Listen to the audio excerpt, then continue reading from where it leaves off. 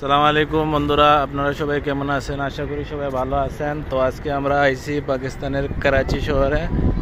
আর করাচিতে আমরা কাদি আজমের মাজারও আইছি। কাদি আজম মোহাম্মদ আলী জিন্নাহ, যিনি পাকিস্তানকে স্বাধীন করেছিলেন, ওনার মাজারও আইছি। তে আজকে আপনাদের সাথে শেয়ার করব।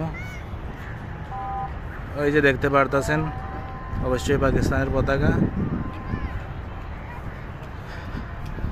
এই যে মাজারও আসছি আমরা। ওই যে গাইজরা আমার সাথেই আসছে, ওনারাও বাংলাদেশ থেকে ঘুরানোর জন্য আসছে। এই যে বসার জায়গা, এই যে ছোট্ট একটা ডগ। এই যে দেখতে পারতেছেন আপনারা কাদি আজমের মাজার।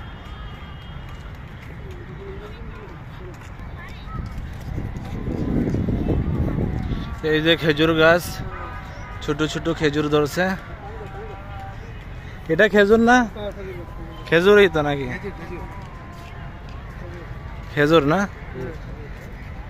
এনো আগে পানি ছিল, এখন পানি নাই। পানির আগে পানি ছিল, এখন নাই, এখন শুকিয়ে গেছে। করাচিতে পানির খুব